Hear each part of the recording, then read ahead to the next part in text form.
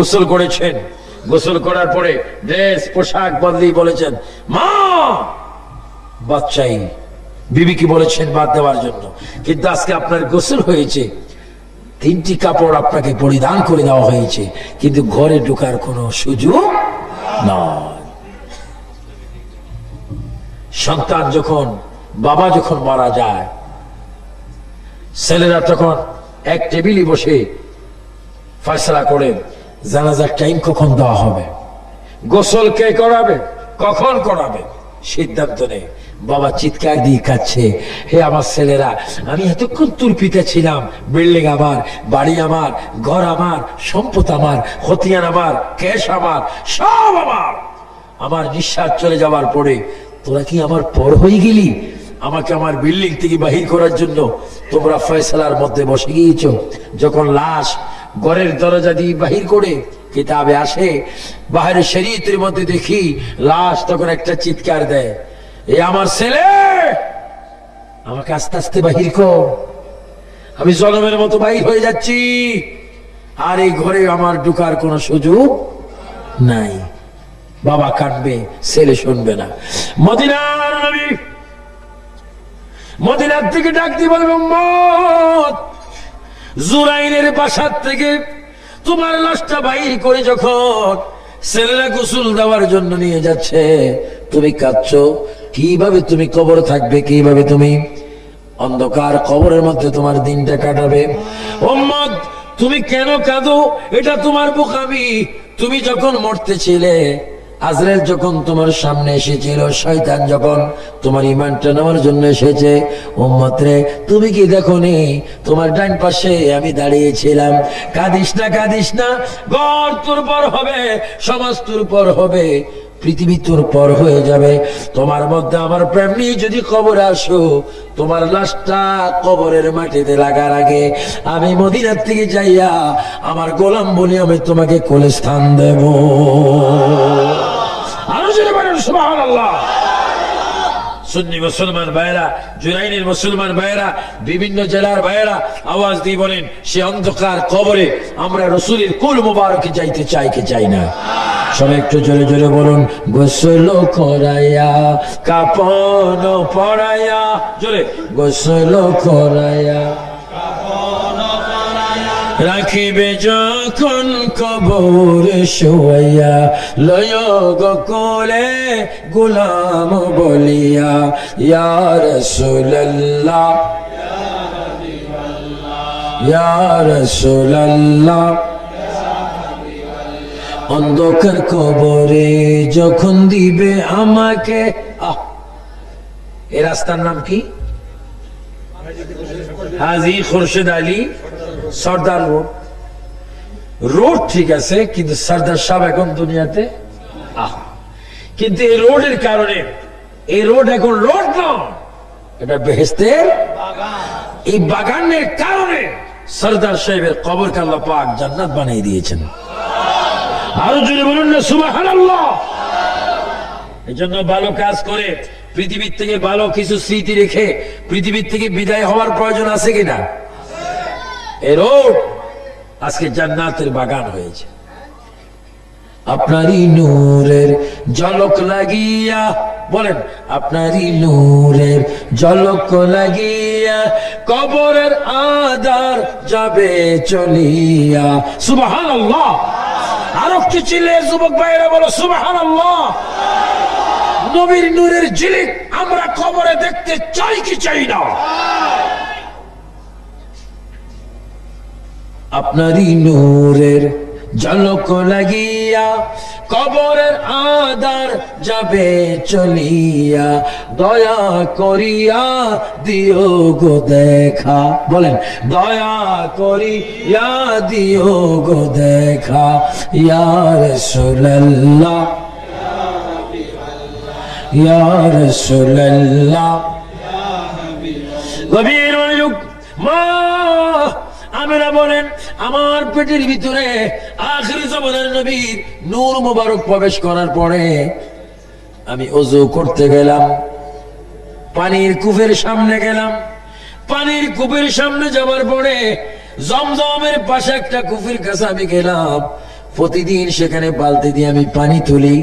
আজকে দেখি পানি তুলতে হয় না, পানি অটোমেটিক আমার কদমের কাছে চলে এসে গেছে। পানি আমাকে সালাম দিচ্ছে। পানি বলে, আমেনা, ও আমেনা, তুমি ধন্য, তোমার তকদির ভালো। মা আমেনা বলেন, পানি যখন আমার সাথে কথা বলে আমি আশ্চর্য হয়ে গেলাম। পানি রে, গতকাল তোমার কাছে আমি এসেছিলাম, তুমি আমার সাথে কথা বলোনি। আজকে পানি রে, তুমি আমাকে স্বাগত জানাচ্ছ, আমার সাথে কথা বলছো। কারণ কি? পানির জবান করে যাবে না গো। গতকালকে নামে না, আর আজকে নামে না, আকাশ পাতাল বেশ কম। কয় কারণ কি? কয় কালকে তুমি ছিল নবী মুক্ত, আজকে তোমার পেটের ভিতরে আখিরি নবীর আগমন হয়েছে। আরো জোরে বলুন না সুবহানাল্লাহ। মা আমেনা বলেন, পানির থেকে শুনলাম আমি আখিরি জামানার নবীর মা হয়ে যাচ্ছি। এবার আমি ঘরে গিয়ে একটা গ্লাস হাতে নিয়ে একটু পানি খাবো। হঠাৎ করে দেখি হাতটা যখন আমি গ্লাসের দিকে নিচ্ছি, গ্লাসটা অটোমেটিক আমার হাতে চলে আসছে। পানির কাছে যখন যাচ্ছি, পানি অটোমেটিক গ্লাসটা ফুল হয়ে গেছে। আমি বললাম, কিরে গ্লাস, তুমি আমার হাতে এসে যাও। পানি অফসাফ এসে যায়। কারণ কি? পানি গ্লাস যৌথভাবে জবাব দিচ্ছে, আমেনা গো, এই জন্য তুমি আজকে আনন্দের সাগরে পড়েছো, তুমি রহমতুল আলামিনের মা হয়ে গেছো। আল্লাহু আকবার, আল্লাহু আকবার। এখনো আমার নবী দুনিয়াতে আসেনি, এখনো মায়ের পেট গর্বে। এই ঈদে মিলাদুন নবীর আলোচনা করতেছি। নবীজি আমার জিজ্ঞাসা করবে, আবু সুফিয়ান, আমি কি অন্যায় করেছিলাম? আমার জুরাইনের, আমার আশেক বয়েস ক্লাবের উম্মতেরা এত মোহাব্বত করে মাহফিল করেছে, তুমি একটু মিলাদুন নবীর কথা বললা না। আমি কি তোমার এমন কি অপরাধ করেছি? আজকে যদি আমি তোমাকে সুপারিশ না করি, তুমি কি করবা? এজন্য মিলাদুন নবীর কথাটা আপনাদের কাছে তুলে ধরতেছি আমার ভাইয়েরা। মা মানে এইভাবে বলেন, আমি পাথরের কাছে যাই, পাথর আমাকে সেজদা করে, বৃক্ষ আমাকে সেজদা করে, হরিণ আমাকে সেজদা করে, বাঘ আমাকে সেজদা করে, পানি আমাকে সেজদা করে। অর্থাৎ যেই দিকে যাই শুধু দুরূদ শরীফের আওয়াজ শুনি। আর হঠাৎ করে আমি আওয়াজ শুনতে পাই, আমেনা খামোশ, তুমি আখিরি জামানার নবীর মা, তুমি চলাফেরা করতে সাবধান। যেরকম সুবহানাল্লাহ। মা আমেনা বলেন, এইভাবে কয়েক মাস অতীত হলো। এবার হঠাৎ করে আমি একদিন ঘুমাইলাম, ঘুমের ঘরে দেখি একটা বুড়া মানুষ, দুই একটা দাড়ি পাকা, খুব লম্বা। কত লম্বা? 120 হাত। জোরে বলে 120 হাত। 120 হাত বাদ দেন, শুধু 10 হাতওয়ালা মুসলমান একজন যদি এখানে আসে, আপনার থাকেন বা না থাকেন, আমি কিন্তু দোতলা গিয়ে উঠবো। কারণ জীবন বাঁচান ফরজ। মা আমেনা বলেন, আমার ঘরে একটা মানুষ প্রবেশ করলো, 120 হাত, 60 গজ, 120 হাত। মানুষটা এসে নামাজের শুরুতে দাঁড়াইলেন এবং কাঁদতেছেন। আমি জিজ্ঞাসা করলাম, আপনি কে? হঠাৎ করে আমার ঘরে প্রবেশ করলেন, আপনার নাম কি? ওই মানুষটা কেঁদে কেঁদে বলে, মা, আমাকে কি আপনি চিনেন না? আমি পৃথিবীর প্রথম মানুষ, আমার নাম আদম আলাইহিস সালাম। আদম, হঠাৎ করে কেন আমার ঘরে আপনি আগমন করেছেন বলুন? মা আমেনাকে এই জন্য আগমন করেছি, আপনি আখিরি জামানার নবীর মা হতে যাচ্ছেন, এই সুসংবাদটুকু দেওয়ার জন্য আল্লাহ পাক আমাকে আপনার ঘরে পাঠাই দিয়েছে। আল্লাহু আকবার বলেন। এবার বলে, ইয়া রাসূলুল্লাহ, ইয়া রাসূলুল্লাহ বলবেন যারা, তাদের কলবটা হয়ে যাবে মদিনার শহর। আর একটু জোরে বলে, ইয়া রাসূলুল্লাহ।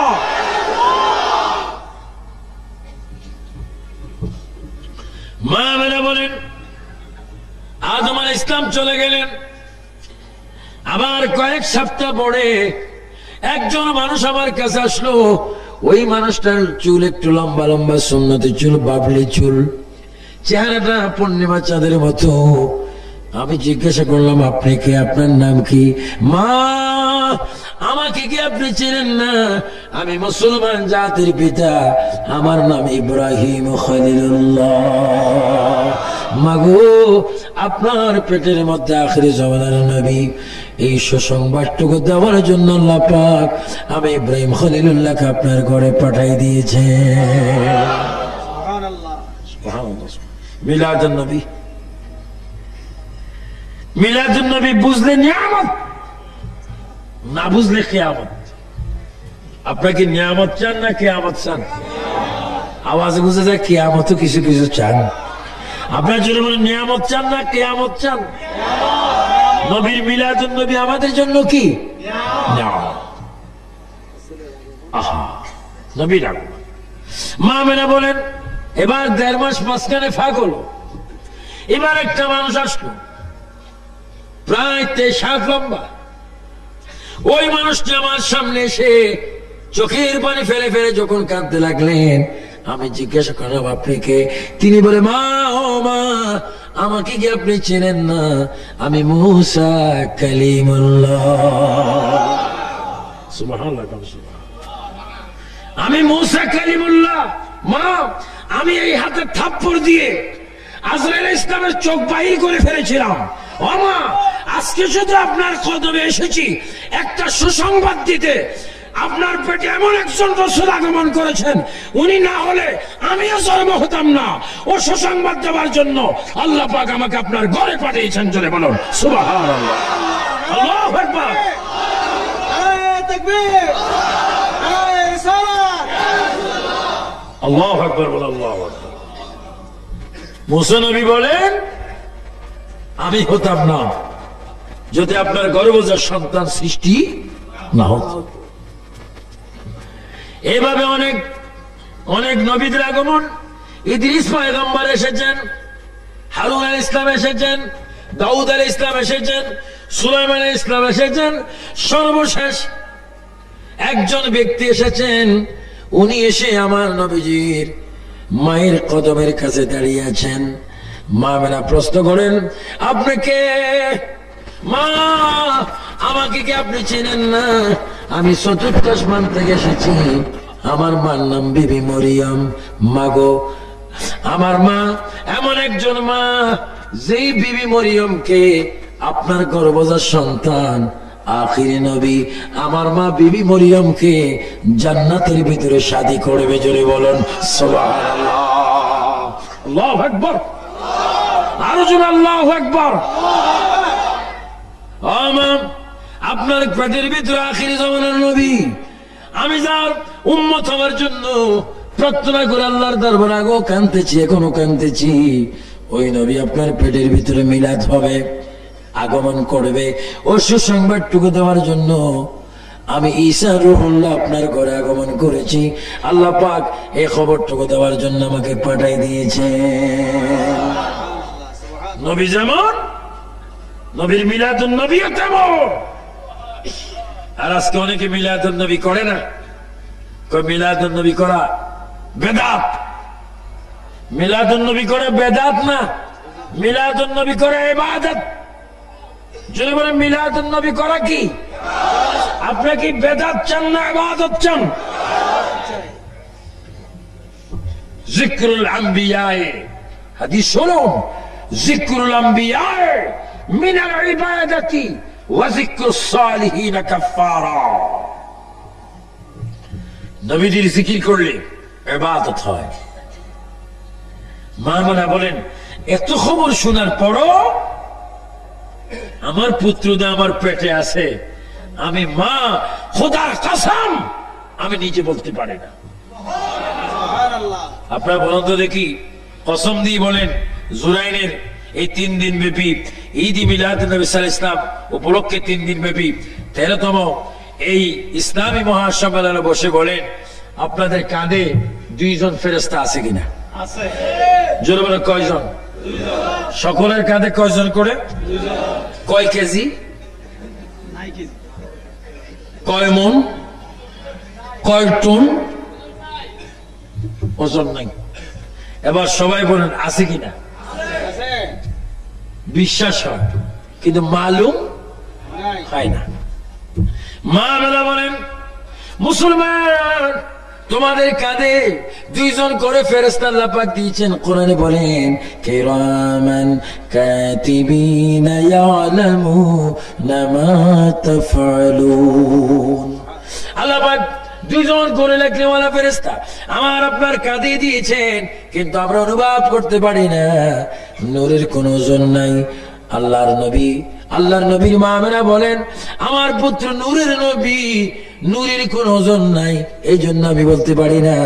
পৃথিবীর অনেক ছেলে মেয়েরা মা বাবার কলিজায় লাথি মারে, আমার পুত্র মোহাম্মদ যতদিন আমার পেটে ছিল আমার কলিজায় পর্যন্ত একটা লাথি মারেনি।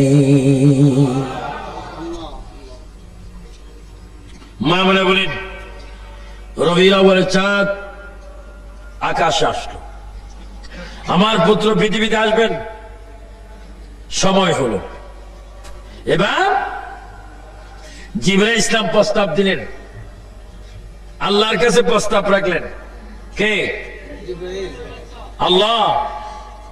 আখিরি জমানার নবীর মা ঘরে একা একই, নবী আসবেন, ওনার খেদমতের জন্য কিছু ধাত্রীর প্রয়োজন। যদি আপনি বলেন তাহলে আমি জান্নাত থেকে নিয়ে যাব। আল্লাহ বলে জিবরাইল তুমি সুন্দর কথা বলেছ, যাও জান্নাত থেকে বিবি আসিয়া, বিবি মরিয়ম, বিবি হাজরা, বিবি হাওয়া, এই চারজন মহিলাকে সসম্মানে হযরত আমিনার ঘরে নিয়ে যাও, তারা যেন আমার নবী আসা মাত্র খেদমত করে। চিৎকার দিয়ে বলেন সুবহানাল্লাহ। মিলাদুন নবী, এটার নাম কি? মিলাদ। তো নবীজির মা ঘুমাইলেন, আপনাদের অসুবিধা হয় না? প্রথম নারী আমার নাম বিবি হাওয়া। জান্নাতের ভিতরে গুন্দুম খাইছিলাম, স্বামীকে হেরে কাঁদিছিলাম। ও মা, যে নবীর নামে রসুলায় দোয়া কবুল হয়েছে, ওই নবী কিছুক্ষণ পরে দুনিয়াতে আসবে। মাগো, ওই নবীর খেদমত করার জন্য আল্লাহ পাক আমি বিবি হাওয়াকে আপনার খেদমতে পাঠাই দিয়েছে। আপনাকে আমি বিবি মরিয়ম, আপনার পরিচয় কি? আমি ঈসা নবীর মা, আমি মরিয়ম আপনার খেদমতের জন্য এসেছি। আপনি কে? আমি বিবি হাজারা। আপনার পরিচয় কি? ইব্রাহিম ও খলিলুল্লাহর বিবি, ইসমাইল ও জবিউল্লাহর মা। আমি আপনার খেদমতে এসেছি। চতুর্থ নম্বরে মহিলাটা বেশি বেশি কাঁদতেছে। আপনার নাম কি? কাঁদছেন কেন? মা, আমি এই জন্য কাঁদছি, আমার নসিব ভালো গো মা। আমি ফেরাউনের পরিবার, আমার নাম আসিয়া, আমি আজকে ধন্য হলাম গো মা, আখিরি নবীর খেদমত করার সুযোগ পেয়ে। জোরে বলুন সুবহানাল্লাহ।